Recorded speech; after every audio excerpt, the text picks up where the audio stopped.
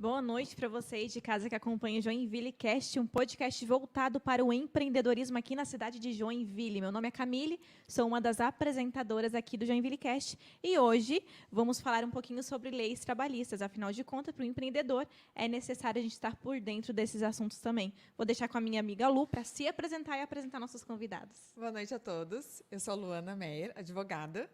A gente vai falar um pouquinho sobre legislação trabalhista, que é a minha área, né? Então, assim, eu estou bem familiarizada com a coisa aqui. E eu acho a gente trouxe esse tema justamente pela relevância que ele tem no empreendedorismo. Então, eu trouxe aqui o Dr. Luiz Fernando Meyer, advogado, da Meyer Advogados, trabalha lá com a gente, meu marido, e o Kleber Costa Alves da Costa, sócio da Alves da Costa Advogados também. Exatamente. Ambos são advogados, especialistas em direito do trabalho, né? E eles vão dar muitas dicas para a gente como saber um pouquinho mais da legislação no empreendedorismo. Eu estou perdida no meio de tanta advogada aqui, né? Vou fazer o papel da pessoa que questiona. Isso. Você está em minoria aqui. Então, Então, o que é legislação trabalhista para vocês? Não sei se vocês querem se apresentar antes. Kleber, pode se apresentar um pouquinho? Bom, primeiro agradecer a oportunidade de estar aqui falando com vocês, está estreando. Acho que eu sou o único estreante aqui, né? De homens? No podcast. porque aqui já todo mundo já veio Eu para já cá, participei já uma vez. sentou nessa mesa, entendeu?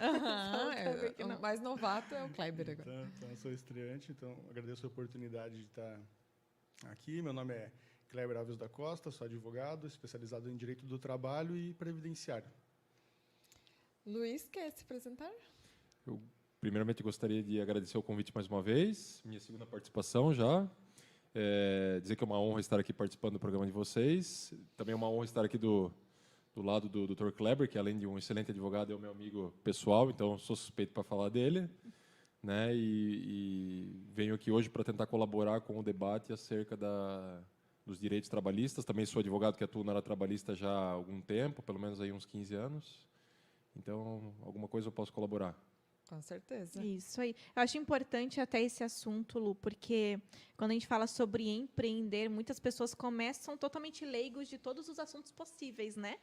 Finanças, e das leis trabalhistas, porque quando a gente começa a empreender, eventualmente o nosso propósito é crescer com a nossa empresa, né? Então mudar enquadramento de empresa também, e isso precisa estar muito estreitado, né? Junto com as leis que regem aí tudo que diz respeito aos direitos dos trabalhadores, caso eu, por exemplo, como empreendedora, vá contratar alguém para trabalhar para mim. Então acho que a gente pode, né, focar bastante nisso. Eu mesmo tenho várias dúvidas, tá?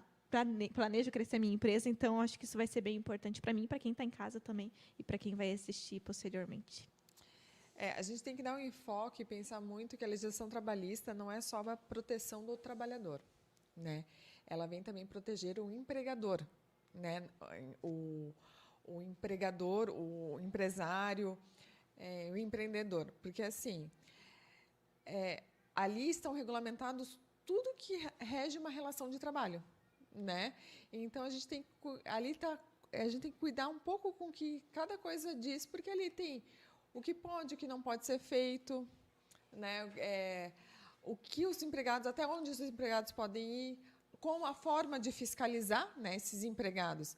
Então, assim, a legislação trabalhista não é um vilão no empreendedorismo, porque muitas empresas tratam a CLT como um vilão.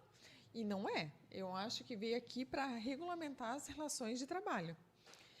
Então, o que vocês pensam sobre isso? Sobre essa situação? Para que surgiu a legislação trabalhista? Kleber, quer falar um pouquinho? Eu concordo contigo, Luana. E até sobre empreender, nós advogados não somos formados para empreender, né? Nós, na faculdade, não ensinamos. Não me recordo de ter, na verdade, uma aula sequer falando sobre como, por exemplo, gerenciar ou montar um escritório de advocacia, que é o negócio do advogado normalmente, né? O escritório. Então, acaba...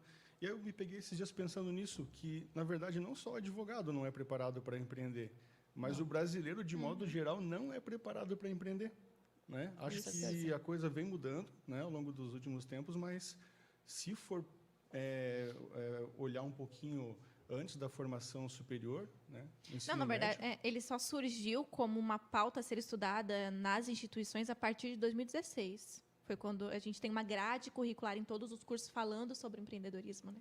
Então, é recente. E o ensino médio, por exemplo, né, que onde normalmente hoje o jovem está até um pouquinho pensando em empreender um pouco mais cedo até, né?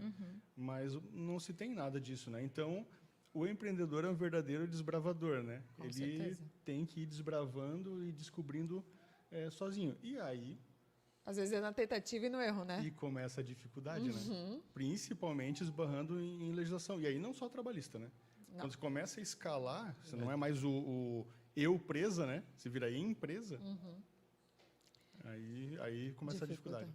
Teve alguma dificuldade, doutor É, Luiz? na verdade, para empreender, é de suma importância você ter conhecimento da legislação trabalhista, assim como de outras matérias tributária, até previdenciária, de certa forma, né? Então, eu já me deparei com pessoas que buscavam empreender e que simplesmente não desconheciam, por exemplo, que teria que assinar uma carteira de um trabalhador, por exemplo, né? Que a CLT, para quem não conhece, a CLT, vamos dizer assim, é a nossa legislação trabalhista mais básica que nós temos, né? Nós temos outras legislações, a lei do estágio, por exemplo, é uma legislação trabalhista, né? Sim. Que a relação trabalhista é uma relação mais ampla, e aí ela contempla outras, dentre as quais nós temos a relação de emprego, né? Que é essa popularmente que nós conhecemos aí como vínculo registrado em carteira, que seria a relação de emprego, né? Então, é importantíssimo a pessoa conhecer, né? Para que lá na frente não se depare com situações desagradáveis, como multas do Ministério do Trabalho, ou até mesmo Uma reclamação. ações trabalhistas, né? Que no Brasil aí há uma avalanche de ações trabalhistas, né? E de fato, como você falou, a legislação trabalhista não pode ser vista como uma vilã, né? Porque o que eu vejo é o empregador reclama do trabalhador e o trabalhador reclama do empregador. Então, na verdade, a legislação trabalhista tenta dar este equilíbrio, né? Mas enfim, é Tenta necessário mediar, né? é necessário que nessa relação os dois tenham um pouco de, mas é importantíssimo conhecer. E quando que surgiu a lei trabalhista? Tipo, quando começou a ser... Assim, o marco, digamos, mais forte é a Revolução Industrial, né? Mas se for pensar mesmo em que até então não existia essa questão de troca do serviço por um valor, digamos assim, não seria a relação de trabalho como a gente conhece hoje, né? Mas já existia, né? Se for pensar que sempre houve um servindo e o outro tomando aquela força de trabalho, já é mais antigo. Mas o marco mesmo mais forte é a Revolução Industrial. Aí que, né? E talvez a questão do direito do trabalho ser visto como algo que venha a proteger o trabalhador é porque foi uma luta do trabalhador desde o começo, né? Porque quem está explorando dificilmente vai querer mudar aquela condição. Então surgiu daí. Mas isso a gente está falando de séculos, né? Isso aí as relações mais primitivas trabalhistas, depois nós tivemos a CLT, né? E depois nós tivemos daí um marco importantíssimo do direito do trabalho, porque muita gente não sabe, mas veio a Constituição Federal em 1988, e essa Constituição Federal ela previu diversos direitos trabalhistas dentro dela mesma, né? Então, essa Constituição ali criou vários direitos trabalhistas, né? Inclusive sendo denominada de Constituição Cidadã, né? Pela grande extensão de direitos que ela prevê. A época do Getúlio Vargas também foi uma época do reconhecimento de vários direitos trabalhistas. Então, enfim, assim, a legislação trabalhista é uma coisa muito ampla, né? Então é difícil delimitar um marco, né, de quando ela surgiu. Na verdade, ela foi surgindo com o tempo, né, lá nas relações mais primitivas, como disse o Dr. Kleber, e foi se aperfeiçoando e até hoje se aperfeiçoa, né? Inclusive, em 2017, nós tivemos ali uma mudança importante da legislação trabalhista, né? E a cada momento as relações... Que talvez desde o Vargas acho que foi a mais impactante, né? Eu diria, com certeza. É porque as principais que a gente conhece veio com o governo do Vargas, né? Porque ele que fez a... Ali vieram direitos, de alguns dos direitos mais relevantes que nós temos hoje surgiram ali, sim. 1973 a CLT, né? 73? Não, 73 não. 43. 43? 1943. 43. Salvo engano, é 1943. Eu achava que era 45. No 73 foi o CPC anterior, né? CPC tô antigo, confundida. Peraí, o que é CPC? CPC é o Código de Processo Civil. Ah, tá. Nós temos um atual de 2015, que entrou em vigor em 2016, e o anterior é de 1973. Que na faculdade, por exemplo, eu estudei no CPC de 1973. Gente, Aí já tive que me adaptar, né? estamos ficando velhos na advocacia. E os impactos na legislação trabalhista? Vocês têm algum caso assim mais impactante que vocês veem que as empresas fazem de errado, que vocês notam, era algo tão simples e poderia ter feito dessa forma que poderia não ter gerado aquela demanda? A gente sente muito isso lá no escritório, assim, coisa básica de anotação de cartão ponto, que as empresas não sabem como anotar cartão ponto, como fornecer umas férias para os seus funcionários. Não sei se tem alguma a acrescentar. Tem, porque normalmente, principalmente a pequena empresa, né? Geralmente ela surge, o dono começou trabalhando, contratou um ajudante, enfim, a empresa foi crescendo. Então ela vai crescendo e ele vai tendo a necessidade de, normalmente começa com família, né? Depois ele busca pessoas de fora. Então essa relação já que era só da confiança, ela precisa passar para uma coisa mais formal. E aí que tem o problema, geralmente, onde eu vejo, que o empreendedor acaba esquecendo de regulamentar. Então, normalmente, eu vejo os erros mais básicos nas empresas menores. Pegar um exemplo aqui, empregado sem registro, por exemplo. Tem empresas que costumam fazer período de teste e não registrar o funcionário no período de teste. Esse é o erro mais básico, eu acho, que a gente costuma ver. Mas o período de teste, tu diz ali os meses ou dias? A gente tem um contrato de experiência, né, regido pela CLT. Esse contrato de experiência serve justamente para aquele período de teste. Fiz o processo seletivo, contratei um empregado. Vai começar hoje, 30 de novembro. Então, a partir dali, ele tem que estar formalizado. Enfim, porque, querendo ou não, é um contrato já pré-determinado, né? Ele só vai ser renovado caso gostei dele, ele vai trabalhar para mim, então exatamente. Agora eu vou... Isso, ele tem um prazo determinado, E o que a gente costuma ver é que ou não há o registro em nenhum momento, nem nesse momento, nem posterior, né? Ou há um período sem registro, que seria o período que eles costumam dizer que é para teste. Então, só que nesse teste acontecem N coisas, né? Sim. Acidente de trabalho, né? E aí? Até tem reconhecimento de vínculo nesse período, né? Porque o correto é a empresa tem 48 horas para assinar a CTPS, mesmo nesse período de teste, no caso, né?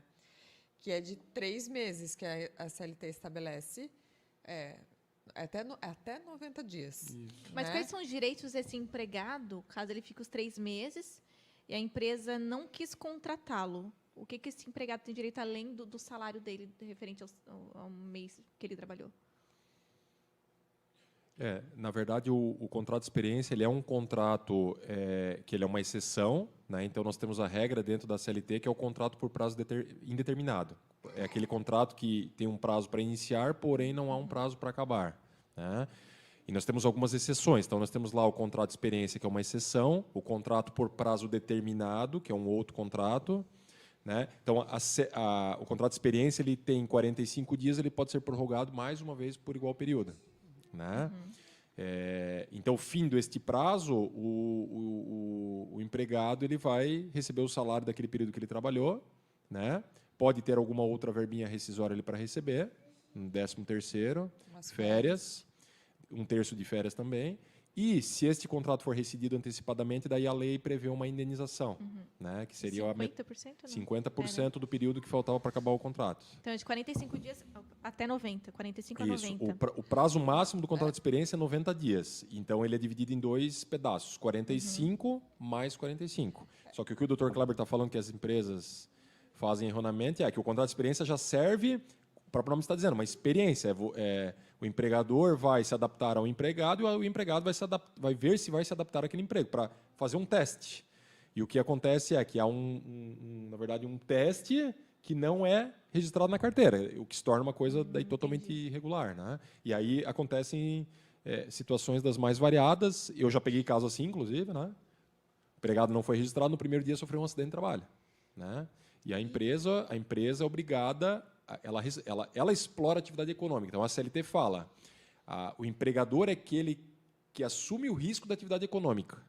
Tá. Então, uma vez que eu assumo o risco da atividade econômica, eu tenho que assumir todos os riscos que acontecem naquele meu ambiente de trabalho. Qualquer coisa que aconteça ali, se eu não evitei ou não tomei alguma providência para minimizar aquele evento ali, eu como empresa, respondo. A não ser que eu prove uma culpa exclusiva do empregado, né? Então, por exemplo, a pessoa trabalha com um moedor lá, né? E o empregador deu treinamento para ele. E esse empregado nunca coloca a mão lá dentro do moedor. Se travar a máquina, chama fulano ou faz tal procedimento. Ele é toda vez alertado. É colocado uma barreira lá para impedir o empregado de colocar a mão. Sistema de segurança. Tem sistema de segurança. O empregado vai lá, viola e bota a mão e corta a mão fora, aí a culpa é dele. Daí, nesse caso, a legislação ela afasta a obrigação de indenizar. Mas e voltando ali aos 30 dias? 45 mais 45, isso. 90 dias. A experiência. Os 50% de multa que o empregador tem que pagar, o empregado também, né?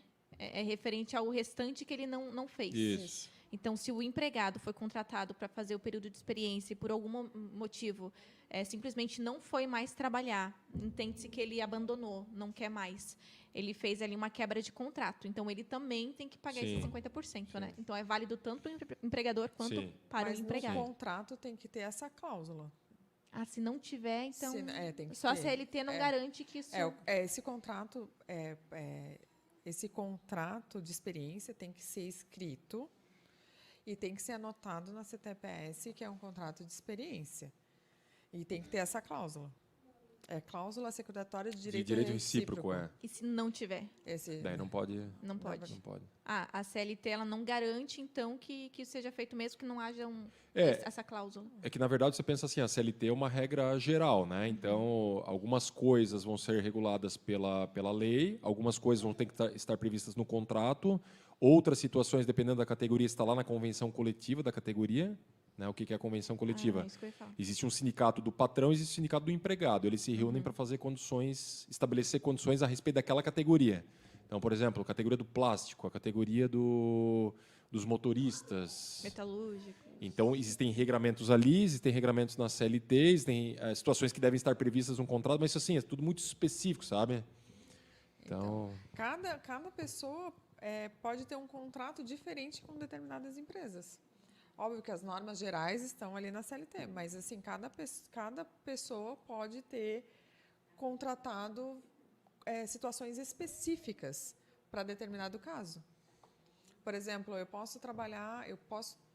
a CLT rege uma jornada de 220 horas mensais. Não, eu quero trabalhar só 30 horas mensais. Então, ali vai estar no meu contrato, eu vou fazer um contrato com essa pessoa de 30 horas mensais. Entendi. Então, pode haver diferenças de contrato para determinadas pessoas. Sim, mas assim, você tem que pensar assim, o contrato de trabalho como um contrato um contrato civil qualquer, ele é um contrato bilateral. O que é bilateral? Existem direitos e obrigações para ambas as partes, né? Então, por exemplo, da mesma forma que há essa situação no contrato de experiência, no contrato por prazo indeterminado, por exemplo, é necessário dar o aviso prévio. E esse aviso prévio não é só do empregador, quando ele manda embora o empregado, ele tem que avisar com 30 dias sob pena de indenizar, né? O empregado também, ele tem que avisar com 30 dias. Do contrário, o empregador pode descontar um salário a título de aviso prévio. Isso está lá na CLT, está assegurado. Então, existem direitos e obrigações para ambas as partes, né? Mas, assim, eu ia perguntando para vocês dois aí, a lei sempre vai mais para o lado, né? Protege o lado mais fraco, digamos assim. Então, numa situação em que há erros tanto do empregado quanto do empregador, a lei ela acaba indo mais para proteger o trabalhador ou ela é justa? Essa é polêmica. Essa é bem polêmica. Pergunta de milhões. Vai lá, Kleber, me fala. Eu acho que já foi mais. O direito do trabalho ele é protetivo, então ele visa justamente, como eu falei anteriormente, foi uma luta do trabalhador justamente para resguardar condições mínimas, né? Então, mas aí envolve uma série de questões, história, cultural, enfim, varia também de país para país. E aqui no Brasil, por um tempo, acabou se criando, né, um pouco de cultura assim de que protege o trabalhador. Mas, de certa forma, é para isso mesmo. Só que aí o empreendedor, ou a empresa, acaba ficando, né, se sentindo injustiçado, né, digamos assim. Até isso acontecia até 2017, mais, né? Depois da reforma trabalhista, eu acho que mudou um pouco. Eu vi acontecer até inverter. Aí, como a gente tem uma mudança até, uma quebra de paradigma aí, que acabou sendo implantado aqui, o acordado prevalecer sobre o legislado, ou seja, o acordo prevalece até sobre o que dispõe a lei. Então, exceto direitos mínimos, né? Mas, de modo geral, você pode dispor com o empregado, contratar, enfim, restringir alguma questão que a lei dispõe, que não seja um direito mínimo. E aí, fazendo isso, ele o direito aliás, o acordo entre os dois entre patrão e empresa, me confundi, patrão e empregado, os dois concordando, ele acaba, como o doutor Luiz falou, na verdade, ele tem, claro, é um contrato bilateral, os dois têm que concordar, né? Então, assim, não estou falando de situações em que há uma ofensa ou há uma obrigação do patrão contra o empregado, não é isso. Mas, não ocorrendo isso, os dois podem, em pé de igualdade, negociar uma condição do trabalho, ou até, posteriormente, numa rescisão de contrato, eles podem também negociar e fazer um acordo entre eles dois e, posteriormente, levar para a justiça. Então, assim, a lei acabou colocando meio que em pé de igualdade o empregado e o empregador. Então, eu vejo que houve uma alteração. E como teve uma limitação até de acesso à justiça, de certa forma, acabou que também algumas empresas, pelo menos no início da reforma trabalhista, acabaram entendendo que estavam numa condição de superioridade. E aí eu vi bastante direitos serem tolhidos naquele primeiro momento. Isso eu acho que a jurisprudência, que a gente fala que, na verdade, é a justiça julgando, né? Isso eu acho que foi sendo corrigido ao longo do tempo. Então, aí, com o passar do tempo, isso voltou mais ou menos a ter uma condição aí de equilíbrio. Então, respondendo a tua pergunta, né, porque realmente é bem amplo, eu acho que hoje a gente tem um pouco mais de equilíbrio. Eu não diria que protege, tá? Eu diria que há um equilíbrio maior, tem muito a se evoluir, a conquistar, e a gente vive em evolução, vive em acertos e desacertos, né? Mas eu acho que hoje, na minha opinião, tem porque a gente pensa assim que o empregador, ele é o maior responsável, mas na verdade o trabalhador também é responsável, né? Tem a sua parcela de responsabilidade. Mas quando você me diz sobre ter essa possibilidade de ter um acordo entre as partes, o que seriam os direitos mínimos ali que você falou? Isso é bom que você tocou nesse assunto do acordo, porque culturalmente existe aqui no popular as pessoas falam fazer um acordo, né? Acho que todo mundo já ouviu falar nisso, né? Sim. Eu vou fazer um acordo lá na empresa, vou fazer um acordo. Não é desse acordo que eu estou falando. Esse acordo ele é um acordo, esse acordo que se diz no popular é aquele acordo assim, eu vou lá, você vai me mandar embora e o patrão manda embora e finge que tá tudo certo, né? Não é esse acordo. Esse acordo na verdade é ilegal, né? E a gente não recomenda, né, que faça. Aliás, recomendo fortemente que não faça, né? Agora, o acordo que pode ser feito, por exemplo, como a doutora Luana comentou, horário de trabalho. Isso eu acho que talvez é um dos mais assim, fáceis da gente colocar aqui. E, por exemplo, o que eu não posso acordar? Alguma coisa relacionada à saúde e segurança do trabalho. Isso eu não posso acordar. Então, por exemplo, um exemplo aqui, eu vou colocar no contrato que o meu empregado, ele é obrigado a comprar os equipamentos de proteção dele, por exemplo. Isso é uma obrigação do empregador, ele não tem como transferir. Uma por isso, outra porque o risco do negócio ele é quem tem que assumir. Então, o empreendedor tem que ter esse entendimento de que ele tem essa obrigação. Ou também todos os outros direitos individuais. Então, por exemplo, nessa linha do que o Dr. Kleber falou, por exemplo, as partes, né, o empregado e o empregador firmarem um contrato de trabalho, por exemplo, e preverem ali que não vai haver o pagamento do 13º salário, por exemplo. Não vai haver o depósito de fundo de garantia, não vai haver o pagamento de férias. Então, Camila, você está contratada, porém, eu acordo com você, né? E muitas vezes este acordo acaba sendo uma imposição do empregador, porque, veja bem, o empregador, nem sempre nós estamos falando de uma empresa de grande porte, porque existem os microempreendedores, as empresas de pequeno porte, microempresa, etc.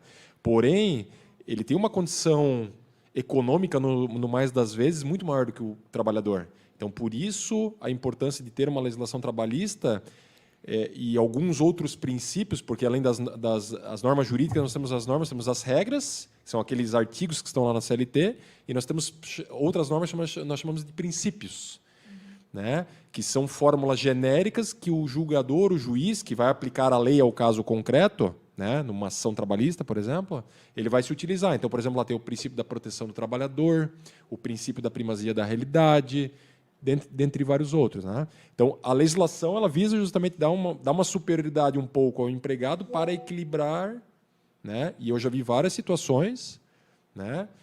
Lá no escritório nós atuamos nos dois lados, né? Uma atuação um pouco mais forte em empregado, mas também temos clientes empresas.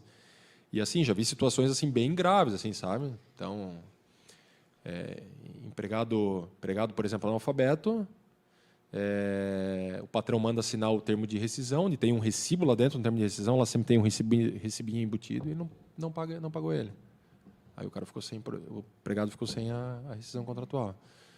Né? Então, eu acho um pouco mito essa situação de que a lei só protege o trabalhador, né? E eu acho que o trabalhador tem que ter um pouco de superioridade justamente por esse poder econômico, porque se você precisa do dinheiro, ganhar lá R$ 1.500, se eu colocar qualquer papel na sua frente, você vai assinar. Assina aqui, senão você não ganha o seu salário. Aí você, como uma parte frágil na relação, não. Você vai assinar. Isso que eu ia falar, porque existe, né, querendo ou não, tem a parte frágil e Existe. E aqui, assim, até não é nenhuma crítica, mas a gente tem leis no Brasil, tem bastante leis, né? Mas a gente costuma criticar bastante as leis. Mas a gente tem que entender que a legislação ela vai ser aplicada por alguém. Então, quando há um conflito, né, ela deve ser seguida por todo mundo, mas quando há um conflito, ela vai ser aplicada por alguém. Normalmente, é o juiz e ele pode ter como uma pessoa, ele tem os pensamentos, as convicções dele, e está ali para isso. E aí começa, às vezes, um tem um entendimento, o outro tem outro entendimento. Então, alguns talvez tenham um entendimento jamais no sentido de olhar para o empregado como alguém que realmente, se for pensar numa estrutura grande de empresa, ele é a parte mais fraca. é vulnerável, né? É vulnerável.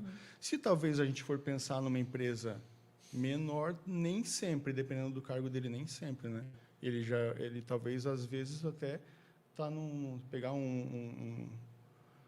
uma empresa aí que muitas vezes tem só um ajudante, ele praticamente está em condição aí de igualdade com o patrão em algumas situações, né? Essa questão que o Dr. Kleber entrou é bem importante, essa questão...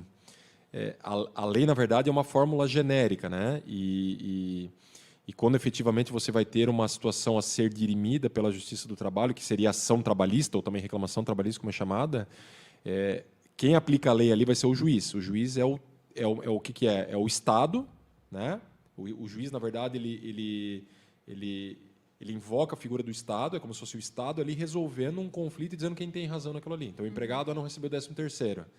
Né? Ou ele entende, por exemplo, que tem horas vezes, ele vai entrar com a ação, vai contra a empresa, e o juiz ali vai dizer, de acordo com a lei, com as normas, se ele tem direito ou não. Então, o juiz é que vai aplicar a lei ali.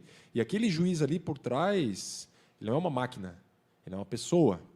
Ele vem com carga de cultura, ele vem com uma criação por trás. Né? Então, você veja bem, é um exemplo que eu sempre uso, inclusive eu uso lá com os meus clientes no escritório. Né? Você pensa um juiz que veio de uma família abastada, que estudou sempre em escolas particulares, o pai empresário. E o pai dele, a vida inteira, ele ouviu o pai dele, poxa, mas aquele empregado que só entra com ação, porque não sei o quê, porque não sei o quê. Na hora, se essa pessoa depois virar um juiz, ele vai carregar esses vieses que vêm lá da família dele, daquilo que o pai dele falava, entendeu? Então, pode ser que ele tenha uma propensão, talvez, a... Depende, então, da interpretação da pessoa que está A interpretação. julgando. É. O direito é, assim, eminentemente são normas jurídicas, e normas jurídicas são... É que a lei ela está à disposição, na verdade, do juiz dele interpretar a lei, né? Então, tem que estar de acordo, mas a interpretação Ele é o dele. intérprete da lei, exatamente. Ele que vai aplicar o que a gente chama de... A lei é o caso concreto. E a sentença do juiz vai ser a lei naquele caso. É onde a gente vê tantos casos de brechas, né? Nas leis. O onde- que vale daí não é a lei, é o que foi aplicado ali. Aham. Porque a sentença do juiz faz a lei naquele caso concreto, Pois então. né, que nós chamamos de casuística, né, aquele caso concreto. E tem um negócio, não sei qual que é o nome, de juiz, acho que policial também, não sei, e autoridades nesse sentido, que eles não podem ser, como é que é, amiga? Não podem ser, Não sei o que você está pensando. não Desacato? podem ser, não, tipo, o que eles falam é fato e Ah, pronto. que tem fé pública, você quer dizer Isso, Isso, perfeito, fé pública. isso. Então, é toda essa categoria? Não sei se o doutor Vocês Fábio vai também? falar Não primeiro. pode... Na verdade, a questão da fé pública já seria uma outra realidade, não teria relação com essa situação que nós estamos falando da aplicação da lei, né? Na verdade, a fé pública é mais no sentido de que o funcionário, o ato que ele pratica, isso não é exclusivo de juiz ou de policial, é de todo servidor público. Todo servidor público ele tem uma presunção de que o ato dele é legal, né? Ou seja, praticado conforme a legalidade, e aquele ato é legítimo, né? Então, em resumo, o que eu quero dizer com isso? A lei ela diz que existe essa fé pública no sentido de que o funcionário não precisa provar que ele fez algo conforme a lei, é uma presunção. Ah, tá. Então, por exemplo, né, vou te dar um exemplo bem... Você está andando na rua e você passa no sinal vermelho e vem um agente de trânsito, vê que você passou no sinal vermelho e taca ali, lasca, ele dá uma multa, né? Aquilo ali ele tem fé pública, porque como ele é um servidor público, a lei presume que ele praticou aquele ato de forma legítima e conforme a lei. Então não é ele que vai ter que provar que você passou no sinal vermelho, você que vai ter que provar. Entendi. Por exemplo, não pode ser eu porque eu não estava lá naquele dia, eu estava na casa estava numa festa, por exemplo, daí você tem um ingresso lá, eu estava num show, e aí você tem o ingresso. Pô, como é que você estava na rua, você estava no show, né? Entendi, Então, é diferente. é nesse sentido. E pensando um pouquinho nessa questão de vínculo de emprego, que as pessoas hoje em dia podem terceirizar a atividade fim. Então, eu vejo muita gente Essa questão é bem polêmica também. questões de milhões. A gente está vendo muito a Tem terceirização. quanto tempo o podcast aqui? Quantas Uma horas? hora. Está terceirizando muito a atividade fim delas e deixando de contratar via vínculo de emprego por ser, teoricamente, mais barato, né? Então, como que funciona essa situação? Como que vocês orientam? Por exemplo, um cliente teu chegou assim, quero contratar por MEI. Vale a pena, não vale a pena? Quais são os riscos? Sabe?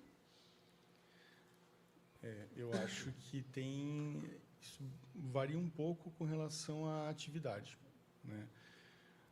A gente pode pensar, para simplificar, que tu tens aí o que é o vínculo de emprego? Emprego é aquele que você tem que registrar o empregado lá na carteira de trabalho, pagar férias, 13º, fundo de garantia, contribuição previdenciária, apesar que, né, quando não é, também tem que reter, mas ali é ele que vai contribuir, né?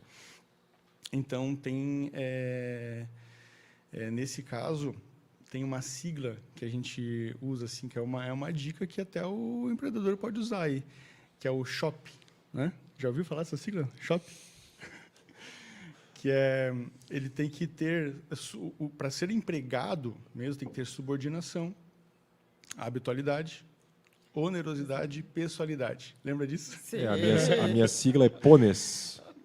Então. Cada um tem essas. Então, para você não ter um empregado, um vínculo reconhecido depois de ter contratado alguém assim, você tem que quebrar o SHOP. Então, você quebra o SHOP. Como é que quebra o SHOP? Um desses requisitos você tem que retirar, né? Onerosidade é muito difícil retirar, né? Porque ninguém trabalha de graça, né? Então, onerosidade é você trabalhar e receber o valor em troca. Então, isso é difícil tirar, né? Habitualidade, então, onde que você acha que é mais fácil tirar aí? Na subordinação, né? Teoricamente. Subordinação e, na minha opinião, também pessoalidade. Pessoalidade. Né? Então, quando você conta, dependendo da função, por exemplo, vamos pensar aqui, uma secretária, uma telefonista, pronto. Telefonista, a secretária acho que é mais a secretária eu acho que é mais difícil, né? Exceto esses serviços que são remotos, que aí você tem muito pulverizado, é muito pulverizada a prestação de serviço ali. Acho que nesse caso daria até para a gente pensar numa outra situação. Mas se não, por exemplo, a secretária seria difícil. Essa teria que ser registrada, por exemplo. Imagina uma secretária numa clínica de médicos aí. Difícil pensar numa secretária numa clínica que ela tenha, por exemplo, que ela possa mandar outra secretária no lugar um dia que ela faltar, né? Difícil pensar nisso, né? Ou mesmo clínica de médico que contrata outros médicos para trabalhar ali, exercendo a atividade fim da empresa, que é a medicina, né? Através de MEIs, através de... Esse seria um caso O médico costuma ter pessoa jurídica já, empresa mesmo. Normalmente essa Ele não pode ser MEI, no caso, né? E até pela... Não pode, mas até Não, pela exemplo. renda, né? A renda deles não, ultrapassaria... Super. Né? foi um exemplo... Mas sim, mas um para exemplo né? vale. Que MEI, em verdade, não é uma empresa, vamos dizer assim. empreendedor. É a eu presa, né? Na verdade, o MEI, o que é? É uma pessoa física, né, que quer ter as vantagens de uma pessoa jurídica, de uma empresa, e aí ela passa a ter um CNPJ. Está exercendo né? atividade econômica, né? E, Mas claro, não é ela tem, toda tem algumas profissão. restrições, tem algumas limitações, né? Por exemplo, só pode ter um empregado, tem uma limitação de ganho anual. Geralmente 84 por ano. Então uma limitação, uma limitação, e também a questão de atividades, também não são todas as atividades que admitem também. Não, mas era um exemplo chulo, né? A gente terceiriza a atividade que a gente exerce, vamos supor. Só interrompendo aqui, já entrando na linha do que o Dr. Kleber falou, a questão da relação de emprego daí, né? Que daí nós temos a relação de trabalho, que é mais ampla, e nós temos a espécie dentro da relação de trabalho, uma delas é a relação de emprego, né? E muitas vezes o empreendedor ele desconhece esses requisitos, né? E para isso muitas vezes bastaria uma simples consulta com um advogado. Então, no Brasil o que eu vejo, né? E também grande parte do excesso de demandas trabalhistas talvez seja um dos motivos. E talvez até por esse desentendimento, eu acho que um desses motivos é a falta de repente, consultorias prévias dos empresários, das empresas de modo geral, do que fazer. E muitas vezes isso já seria suficiente para evitar lá na frente um passivo, né, que depois acaba muitas vezes vindo grande. Né? Então, poxa, trabalhou 3 meses aqui, vai receber 12 mil para 3 meses trabalhados. Né? Mas, enfim, o que você não pagou lá? Às vezes pode dar isso, às vezes até dar mais. Então... E qual que é a diferença, vamos supor aí, de alguém que contrata um empregado para poder fazer uma certa demanda e da pessoa que contrata um MEI? É uma relação diferente, né? Ela é diferente por conta da condição dos requisitos da relação de emprego. Então, eventualmente, eu acho que até não se pauta nem tanto pela atividade em si, assim, na minha concepção. Acho que não é tanto a atividade, as tarefas que desempenha, é mais... A gente tem que pensar que a questão é a realidade. O nome que a gente vai dar para a situação, ela nesse caso pouco vai importar se isso for levado eventualmente para a Justiça do Trabalho, né? Então, porque existe a questão da primazia da realidade. A gente precisa ver a realidade. Então, não adianta eu ter Isso acontecia. Já peguei uns casos assim, agora até não tanto. Mas havia muita situação de representante comercial. Representante comercial que, na verdade, era vendedor. Ele era vendedor, porque ele tinha todos os requisitos para ser um vendedor registrado, mas as empresas contratavam como representante comercial. Então, tu vê, a função, basicamente, era a mesma. Né? Então, por que uma coisa... A diferença é tênue, né? A diferença é tênue. E a diferença, nesses casos, é a condição, a realidade que ele vive ali. Ele tem a subordinação, ele tem... É ele que precisa estar... A pessoalidade é isso. É ele que precisa estar? Ou ele é representante comercial, ele pode mandar um outro no lugar dele, o sócio dele, se ele tivesse um colega. Sabe, isso, é a realidade. Ou não, efetivamente ele. Embora, assim, aí haja uma discussão, né? Porque tem uma questão da relação de confiança, né? Então, tem uma discussão se pode exigir pessoalidade ou não, enfim. Então, são... Pequenos... E tem a subordinação também. Essa situação que a Camille levantou, ela é bem polêmica também, né? Principalmente de uns tempos para cá, em que agora o Supremo Tribunal Federal decidiu que o acordado vale sobre o legislado, né? E é cada vez mais comum agora essa contratação na modalidade MEI. E muitas vezes essa contratação é feita para fraudular a lei, né? Em que sentido? Havendo aqueles requisitos ali, que na sigla no acrônimo do Dr. Kleber ali é o SHOP, né? No meu é o PONES, que é pessoalidade, onerosidade, não eventualidade, subordinação. Então, havendo esses 4 requisitos, ele é empregado. Pouco importa o rótulo que você dá. Eu posso fazer um contrato de MEI, eu posso fazer qualquer contrato, mas se ele tem isso aqui, ele é empregado. Então, o que as empresas fazem? Ele é empregado, ele tem todos esses requisitos e faz um contrato de MEI para transparecer que é um contrato entre empresas. Só que se ele tem os requisitos, a rigor o contrato não é MEI, ele é empregado. Né? Não é um contrato de empresa, não é empresa, não é uma prestação de serviço. É empregado, é feito né, como uma fraude. Né? Só que, diante dessa nova interpretação do Supremo Tribunal Federal de que o acordado vale sobre o legislado, o que vale? Vale a lei que diz que o empregado que tem todos os requisitos é empregado, ou vale o empregado que acordou com o empregador que ele vai prestar um serviço? E aí o juiz vai se deparar diante de uma situação em que ele, como Estado, vai ter que dizer quem tem razão. E aí depende dele.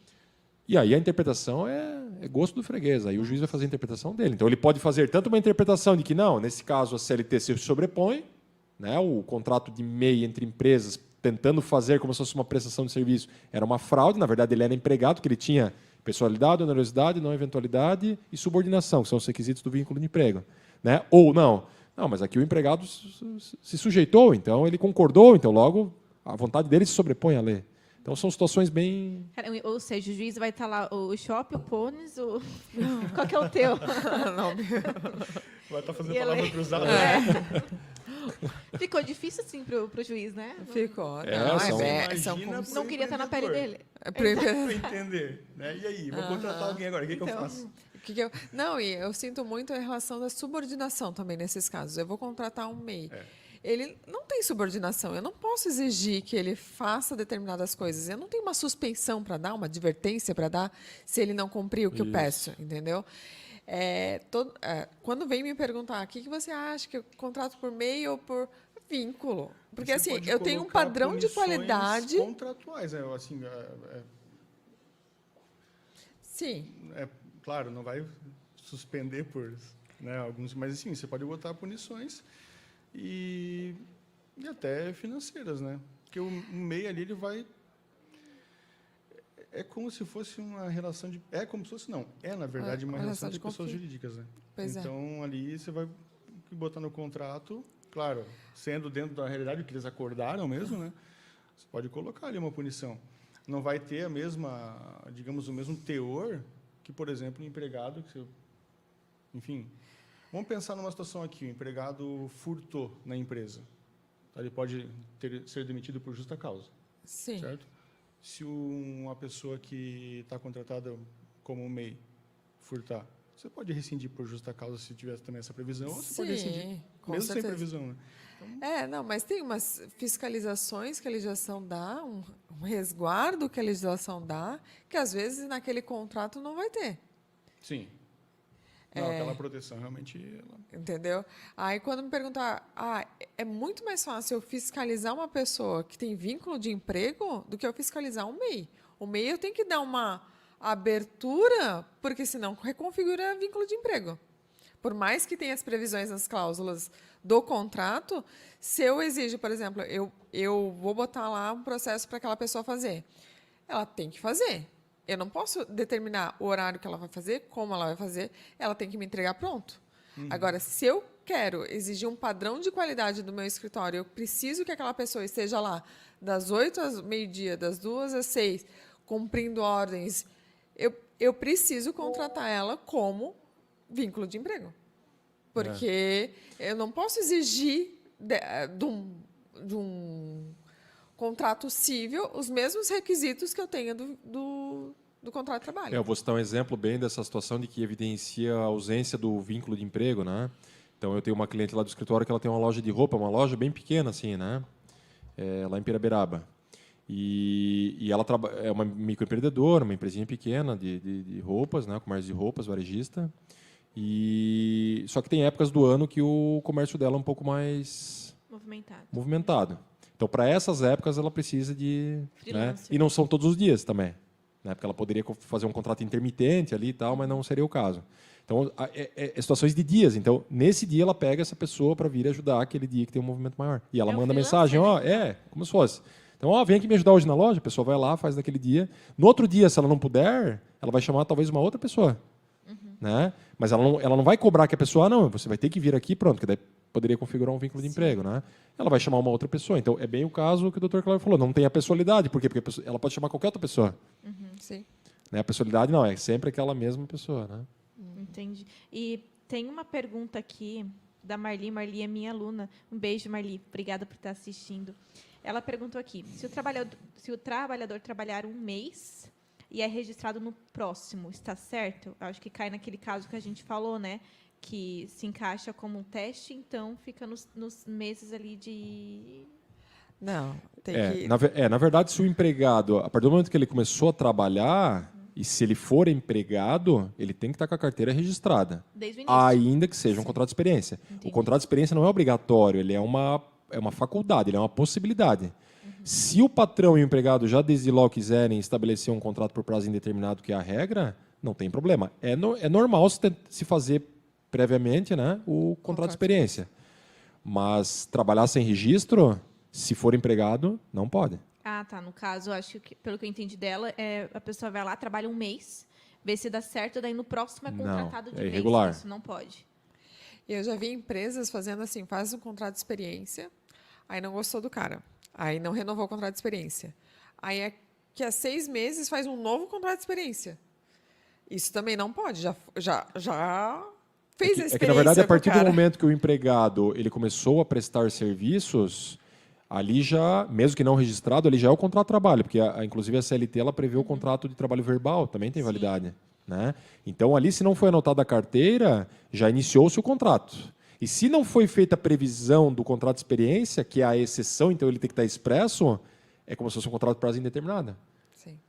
Então, ela começou a trabalhar, não colocou na carteira lá que é contrato por prazo de experiência, né, que é prazo determinado, a exceção tem que estar expressa, senão é a regra. O que é a regra? Indeterminado. Então, dali é indeterminado. E já deveria estar anotado. Já é irregular, já está sujeito à multa do Ministério do Trabalho e Previdência, atual denominação, está sujeito à ação trabalhista. Né?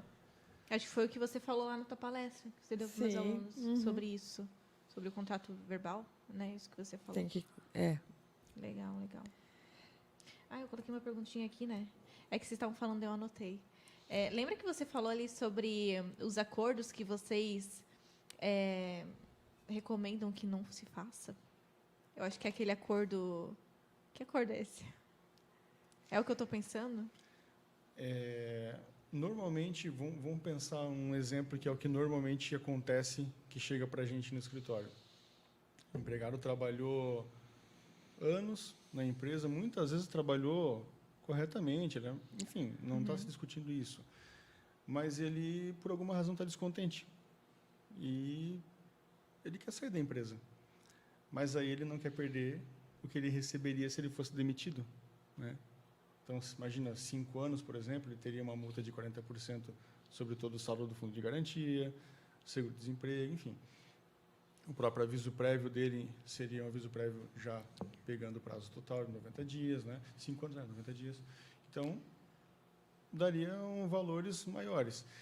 Então, aí começa aquela questão, mas se tiver uma relação próxima, né, com chefia ou com o dono da empresa, a empresa podia me mandar embora, né? acho que todo mundo já deve ter ouvido isso, né? Aham. É para você mandar embora, né? Eu devolvo 40%. Por quê? Porque a empresa demitindo, ela paga os direitos. O empregado pedindo demissão não recebe fundo de garantia, fica retido. Embora tenha tido agora, o governo tenha tido algumas políticas de liberação de fundo de garantia, né? Mas normalmente, até então, ficava retido. Então, 5 anos de fundo de garantia, algumas pessoas têm uma boa quantia. Seguro-desemprego. Seguro-desemprego, se pegar 5 parcelas, por exemplo. Então, aquilo faria uma diferença na vida dele. Né? A gente está falando aqui de pessoas que normalmente recebem em torno de um salário mínimo, né? Pautando Sim, claro. né? nessa linha. Então, aí entra aquela questão de ele começar a pedir. Ah, não, eu não vou pedir a conta porque eu não vou perder os direitos. Mas aí tenta fazer o acordo, né, entre aspas, com a empresa para a empresa mandar embora. Esse seria o acordo. Às vezes também não é só o empregado que quer. Às vezes a própria empresa, por alguma razão, quer demitir o empregado e aí propõe ou tenta ali negociar para também não pagar tudo. Também tem isso. Né? Mas esse acordo, ele na verdade é uma fraude, porque não existe, não é isso que está se fazendo. Né? Está ocorrendo uma mentira. Alguém deveria ou ser demitido, né, ou pedir demissão. A lei hoje prevê, esse acordo ele foi mais ou menos colocado na CLT. Mas não pegou, né? Não pegou porque ele, não, na verdade, ele ficou meio capenga, né? Por quê? Porque ele não... É demissão acordada que se chama. Porque ele, por exemplo, libera até 80% do fundo de garantia, mas não tem a multa. Não tem seguro-desemprego. Então, assim, paga um pouco, não resolveu, entendeu? Na verdade, não resolveu. Acho que o pior mesmo é não liberar todo o fundo de garantia, né? Porque é um dinheiro que é do empregado. Pois é. Acho que o pior é isso. É porque antes da demissão acordada, antes da criação dessa modalidade, ou o empregado pedia para rescindir o contrato, né? E aí nós temos o famoso denominado pedido de demissão, né? Onde o empregado ele perde alguns direitos. Então, ele tem que pagar o aviso prévio se ele não der, né? Ele não pega o seguro-desemprego, ele não pega o fundo de garantia, fica retido, salvo nessas hipóteses que o governo prevê para enchente, por exemplo, ou em alguma outra das hipóteses Caso é da lei. emergencial. A pessoa que tem câncer, por exemplo, pode pegar, e etc. Né? Mas pela demissão ela não pega, como ela pediu demissão. Ou a rescisão por iniciativa da empresa. E aí o empregado, se for sem justa causa, porque a empresa pode mandar por justa causa também no caso de uma falta, né? Mas sendo a dispensa normal sem justa causa, aí ela tem todos os direitos. Seguro-desemprego, pega o fundo de garantia integral, recebe o aviso prévio, etc. Essa demissão acordada, ela prevê que o aviso prévio é pela metade, como se cada um pagasse metade. A multa do fundo de garantia aqui de 40% é 20%, reduz pela metade. Só que o empregado não pega o seguro-desemprego. E o FGTS, ele só movimenta, ou seja, ele só saca 80% do valor. Então, se eu tenho 10 mil lá, o trabalhador retira 8 mil e 2 mil fica retido lá. Então, como o Dr. Kleber bem falou, é uma... Assim, está previsto na lei hoje, mas eu confesso Ninguém faz. que O pessoal não tá fazendo pegou. dos 40%. Não Mas pegou. a gente precisa deixar o recado, né? Empreendedor, empregado, se for fazer acordo, faça este. Né? É. Por Faça quê? o que Faça está isso. na lei. Não faça Pode ser pego. por fora da lei, porque está errado. É que anteriormente essa demissão acordada, o que se fazia, né?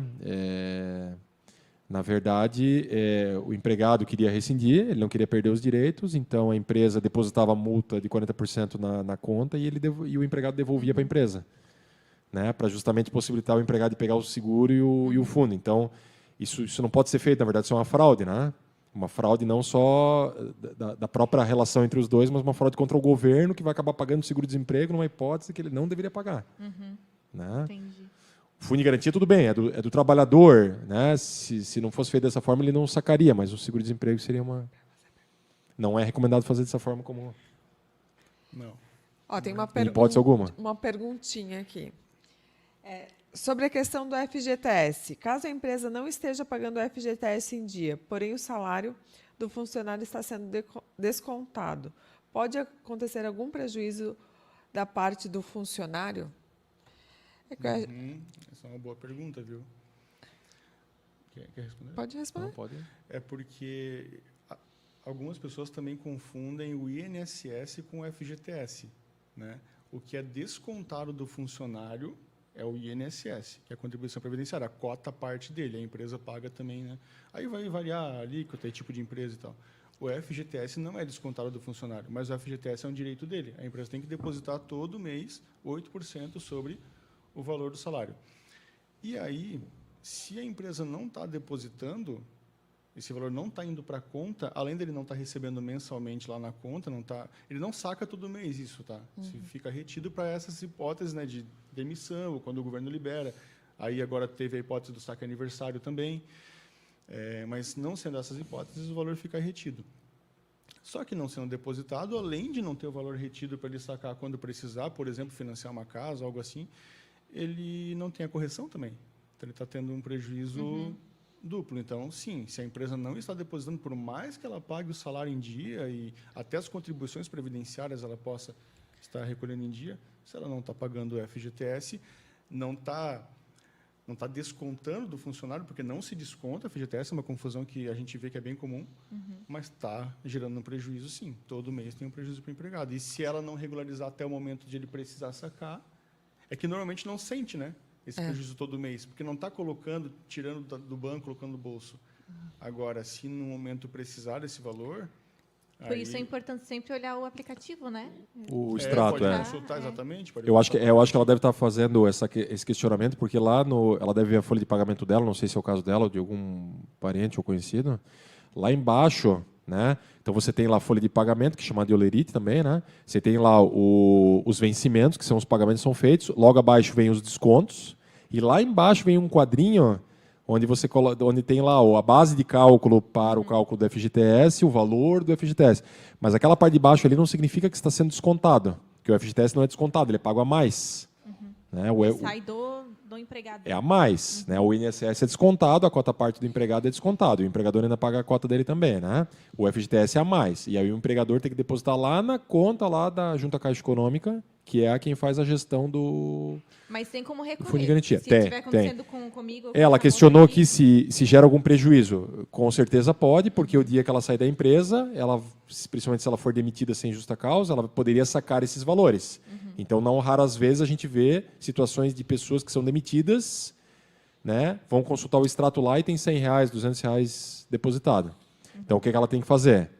Tem que tentar intermediar junto à empresa para colocar em dia esses valores. Né? Caso a empresa não coloque, ela tem a qualquer momento, inclusive quando ela estiver trabalhando, ela também pode fazê-lo, não precisa esperar sair, né? Embora o mais comum seja, depois que saiu, ingressar com uma ação trabalhista para cobrar esses valores. Ou seja, falar com vocês. Sim. Ou advogado da confiança, né? Advogado da confiança. E é importante falar também da importância do recibo de salário e do TRCT, né? Que as pessoas assinam ali sem dar conta do que eles estão assinando. Às vezes eles nem sabem o que é, o que são cada rúbrica, né? Então, acho bem importante falar a importância, assim, assinem o que vocês sabem, o que vocês estão assinando. Se não souberem, perguntem, se informem e só assinem o que têm certeza. Porque vocês vão estar dando conta que aqueles valores ali estão sendo recebidos. Porque isso é a função do recibo. Eu já peguei vários casos assim no escritório, não sei se o Dr. Kleber também pegou, eu já peguei vários de funcionários que assinaram termo de rescisão e não receberam rescisão. Né? Então, as empresas maiores hoje elas já nem fazem mais pagamento em dinheiro, eles fazem transferência bancária já antes do empregado assinar. Então, o empregado já conferiu lá no aplicativo do banco, lá viu que caiu, já assina. Né? Mas empresas pequenas ainda, e principalmente agora que não é mais necessário a rescisão contratual ser feita perante o sindicato, né, que até 2017, obrigatoriamente, acima de um ano, tinha que ter a rescisão feita no sindicato, agora não precisa mais. Então, é comum ver bastante fraude nesse sentido. Né? E o recibo de salário é a mesma coisa. Tá? Já peguei vários trabalhadores, clientes, né, quando eu representei o trabalhador, que assinavam recibos de férias que não recebiam, férias que não tiravam, décimos que não recebiam, salários que não recebiam. E essas questões que envolvem recibo, depois questionar no justiça do trabalho é muito complicado. Né? Porque como é que você vai questionar um recibo que o próprio trabalhador assinou? Mas, assim, as verbas rescisórias têm um prazo, são 10 dias, né? Para você pagar. Para pagamento. Aí a pessoa só tem que assinar depois que já tiver na conta, ou seja, nesse prazo, depois desse prazo. Na verdade, a lei prevê o prazo de 10 dias para o pagamento e a entrega dos documentos que comprovem a extinção do contrato, que está previsto lá no artigo 477 da CLT. Né? Então, o pagamento tem que ocorrer nesse prazo de 10 dias, sob pena da empresa pagar uma multa de Até é importante um salário. ressaltar, né, que no TRCT é importante, tem um campo ali para botar a data, principalmente para o empresário, para o empregado, para botar corretamente a data que foi paga, a data que recebeu os documentos, porque é ali que vai determinar se foi paga na data ou não. É assim que a gente vai saber se foi visto direito do prazo ali do 477, foi pago certinho ou não. Ó, até tem uma pessoa que colocou aqui, ó. Terminei o meu aviso dia 24/11 e minha patroa falou que vai me pagar o acerto no dia 8. Isso tá certo? Pô, no calendário Que agora. dia, deixa eu dar uma olhada aqui. Ela foi... Dia Terminei 24? meu aviso dia 24/11. 25. Tem 30 dias o mês? 24/11. Ela até colocou mais uma coisa embaixo. Falou, terminei meu aviso dia 24 e hoje, dia 30, ela depositou meu 10º.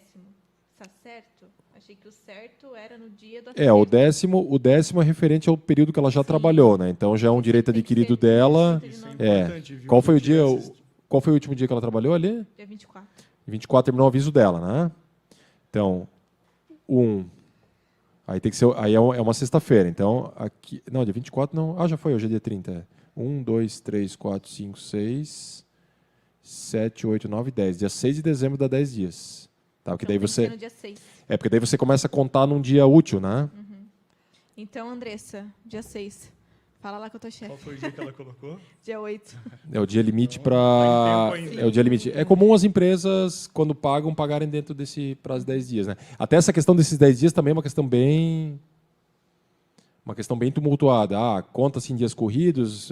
Hoje já está um pouco mais pacificado, mas tinha uma época que. Começa em dia e final de semana. Daí conta, não conta, porque a lei não fala isso. Então você imagina, a lei não fala, aí começam, eu falo das começam a brechas. surgir começam a surgir as teorias, né? Queria acrescentar alguma coisa, Kleber? Do TRCT? Você ia falar alguma coisa. Acerca, acho que do 13º pago verdade, antes sim. da... O 13º, porque hoje vence o prazo para a primeira parcela, né? Então dá tempo ainda, bem se lembrado. o empreendedor que tiver, né, nos assistindo não pagou ainda, dá tempo. Tem até Até hoje, hoje. até a primeira meia-noite. parcela. É a primeira cota do 10º. É que o que a gente vê acontecer, às vezes, é por desconhecimento mesmo. Nesse ponto, acho que os contadores até eles dão bastante apoio, assim, para, né, para quem tem Dão, empresa dão. assim. Mas, às vezes, por desconhecimento da própria pessoa, ela acaba deixando passar prazos, né? Prazo de acerto, prazo de pagamento. Então, olha como custa caro atrasar o pagamento de uma rescisão, por exemplo. Normalmente, a gente tem o quê de multas por aí, né? Uma conta que atrasa 2%, 5%, 10%, não é assim? Normalmente é assim. Aham. Cartão de crédito é mais. 14. Já não dá para deixar, né? E uma rescisão é o valor de um salário do empregado. Dobra. Aham. Né? Não dobra a rescisão, mas dobra o salário. Igual as férias, né? Paga as contas. Exatamente. Paga em dobro. Atrasou as férias, paga em dobro. Então, custa caro. E eu trabalhei Porque- para uma empresa que ela pagou um dia depois o 13º salário. Ela foi fiscalizada e levou multa, tá? Exatamente, Ministério do sem Trabalho. contar nas multas, Ela bem- foi bem lembrado. fiscalizada e levou multa do Ministério do Trabalho e Emprego por não ter pago no prazo. Então, assim, além da punição pro trabalhador, tem a punição do Ministério do Trabalho e Emprego. Estamos concluindo o nosso podcast. Estamos, olha só, gente. Vocês vão ter que vir de novo? Já passou até o horário. Já passou? Já fica aí de aviso, tá? Vocês vão ter que vir de novo. Num outro É um tema, podcast. assim, legislação trabalhista e relações de trabalho em geral, a gente tem assunto aí para muita prosa e muita conversa de boteco. aí. Isso aí, então, já sabe, galera, ano que vem. É bem amplo, Queremos agradecer a presença dos dois aqui, que contribuíram muito com o nosso podcast. Quer falar alguma palavra? Kleber? Agradecer a oportunidade, foi uma satisfação muito grande estar aí com o Dr. Luiz, meu amigo, e De longa data. sou suspeito a falar, mas grande advogado também. Doutora Luana também. Camille, satisfação. E fico à disposição, caso precisem, podem me chamar que eu venho. Ah, que bom. Isso aí. Lu? Eu quero agradecer ao convite e fico à disposição aí para novamente, aí, quando precisarem de mim, Estarei à disposição. Com certeza, o teu marido é o meu substituto. O Luiz é assim, ó, Severino quebra-galho. Não tem ninguém pra chamar. Lu, vamos comigo no podcast. Adorei, gente, é isso aí. Muito obrigada, tá? De verdade. Fiz o meu papel aqui de questionadora. Ótimo. Vou levar muito conteúdo para meus alunos. Eu sempre falo para a Lu, eu tenho aproveitado muito esses momentos para levar para a sala de aula também esses conteúdos e conhecimentos, né? E fica o convite também que eu quero levar vocês lá para os meus alunos. Com certeza. Conhecerem um pouquinho mais disso. Já levei a Lu, né? Sim. Agora eu vou levar o marido da Lu, depois vou levar o amigo da Lu, eu vou levar... Todo mundo. É para isso Pode que... Mas isso é importantíssimo. Quanto mais a gente disseminar o conhecimento, Essa é a ideia. Exatamente. A gente está fazendo o podcast para isso, né? Para ajudar todo mundo. Exato, isso aí, gente. Muito obrigada para quem assistiu também, contribuiu com as perguntas. A gente espera vocês nos próximos podcasts. Fica ligado aqui com a gente. Obrigada.